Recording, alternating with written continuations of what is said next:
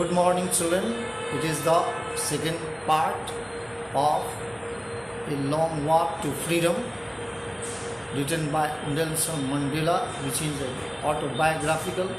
In part 1, I told you about him, and now you will know something more how he just suffered and where he wants to put his country to, so that it could be a better country in the world which could be ruled with peace and harmony, where everyone would be justified and get a better job and live with dignity and without oppression. In life, every man has twin obligations to his family, to his parents, to his wife and children, and he has an obligation to his people, his community and his country. And so he wants freedom for all, and he wants to fulfill that. And he says that a country like South Africa, where it was almost impossible for a man of the birth and color to fulfill both those obligations. In South Africa, a man of color who wanted to attempt to live as a human being was punished and isolated. Really, it was a curse. It was a curse. A man who wanted to fulfill his duty to his people was surely just punished and sent to jail, and he was called a rebellion in his own land. Whoever tried to serve his people was sentenced to jail, and he found that he was prevented from fulfilling his obligations as a son, as a brother, a father, and a husband. So he was born with such a hunger to be free that he wanted to realize it. He wanted to realize it, and he understood that when he was a child, he was free to run in every way. He was run in the fields near his mother's hut, free to swim in the clear stream that ran through his village, that he would ride the broad backs of his slow-moving bulls. As long as he obeyed his father and abided by the customs of his tribe, he was not troubled by the laws of man or God. He says that in a civil and human society, each man is able to fulfill those obligations according to his own inclinations and abilities. But in a country like South Africa, it was almost impossible for a man of his birth and color to fulfill both of those obligations. In South Africa, a man of color who attempted to live as a human being was punished and isolated. In South Africa, it was a man who tried to fulfill his duty to his people was inevitably, surely separated from his family and his home, and was forced to live a life apart and a twilight existence of secrecy and rebellion. He did not begin to choose himself to place his people above his family, but in attempting to serve his people, he found that he was prevented from fulfilling his obligations as a son, a brother, a father, and a husband. So here he was deeply distressed, but not left. He was not born with a hunger to be free. He was born free in every way that he could know. And so he wanted to run freely in the fields near his mother's hut, free to swim in the clear stream that ran through his village, free to roast mealies under the stars and ride the broad backs of slow-moving bulls. It was his idea, and that he enjoyed it. As long as he obeyed his father and abided by the customs of his tribe, he was not troubled by the laws of man or God. And so, to deny people their human rights is to challenge their very humanity, he said. Then he realized that it was only when he began to learn that his boyhood freedom was just an illusion. When he discovered, as a young man, that his freedom had already been taken away from him, that he began to hunger for it. He wanted to get it, and so he wanted that he should become something like that. He just did not believe in the transitory freedoms of being able to stay out at night, but he wanted to just live so freely. He thought for the basic and honorable freedoms of achieving his potential, of earning his keep, to marry himself and have a family, and so the freedom not to be obstructed in the lawful life. He wanted to live a lawful life. That at first, as a stint, he wanted freedom only for himself, the transitory freedoms of being able to stay out at night, read what he pleased, and go wherever he chose. Later, as a young man in Johannesburg, he fought for the basic and honorable freedoms of achieving his potential, of earning his keep, of marrying, having a family, the freedom not to be objected in a lawful life. He thought like that. But when he slowly saw that not only was he free, but his brothers and sisters were also not free. They were just living an enslaved life.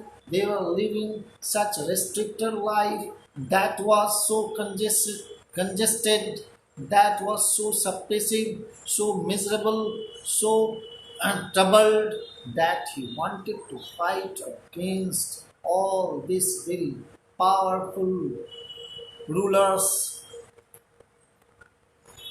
He saw that it was not just his freedom that was cut, but the freedom of everyone who lived like he did. So he wanted the freedom for one and all.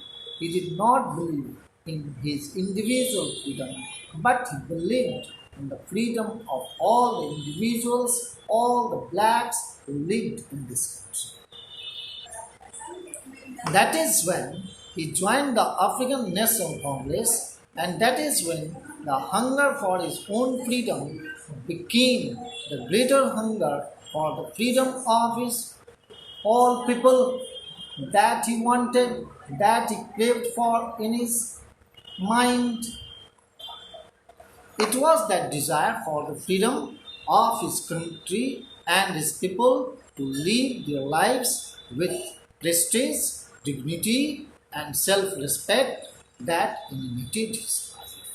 And so, when he just thought of it, he was transformed, and he transformed himself from a frightened young man into a bold. It drove him, a law-abiding attorney, to become a criminal. That turned a family-loving husband into a man without a home. He left his home. That forced a life-loving man to live like a monk, live like a saint, live like a wanderer. Just he did not know where to eat, where to sleep, where to work, and where to hide. But he continuously just wanted everything. He rejected the offer of that very thing, whatever facilities were granted by the whites, but he left everything. He just considered himself that he was no more virtuous or self sacrificing than the next man.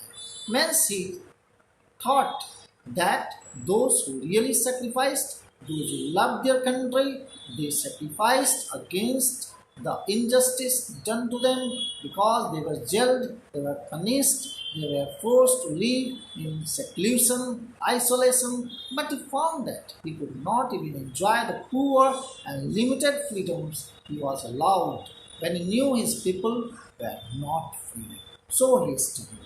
He started to organize the people to fight against this injustice. He said, freedom is indivisible. The chains on any one of his people were the chains on all of them. The chains on all of his people were the chains on him.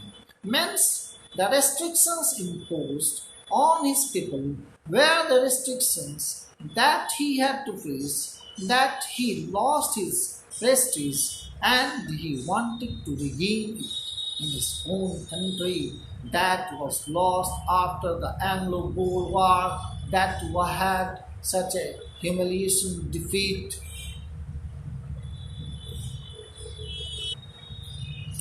He knew that the oppressor must be liberated just as surely as the oppressed. Here he wants to say that those who were the blacks, they were the oppressors, and no, they were the oppressed and the oppressor were the whites. So here he means to say that those who were the oppressors, those who were the whites, they had to liberate those who had to suffer the oppression of these whites. So here the oppressed are referred to the blacks and the oppressors are the whites. So both of them require to be liberated because they know that they are really causing pain and suffering to these people.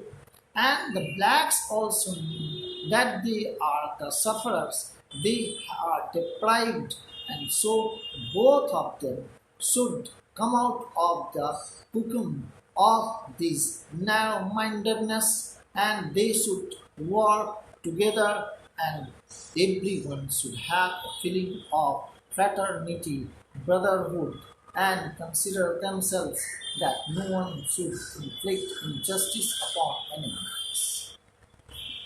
A man who takes away another man's freedom is a prisoner of hatred.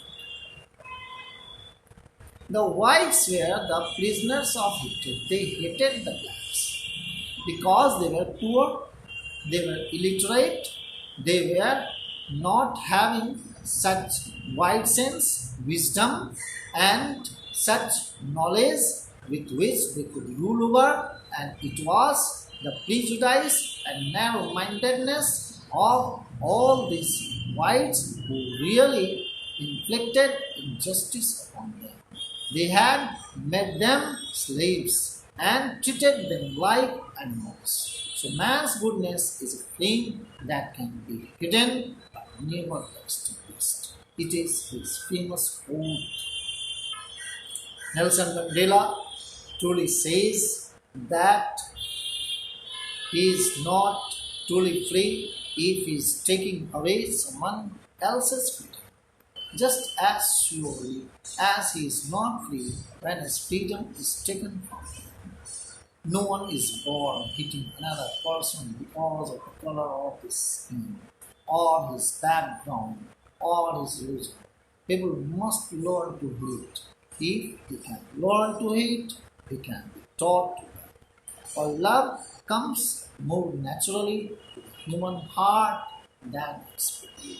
Real, it is true, and if everyone thinks like Nelson Mandela, certainly the world will be a heaven on the earth.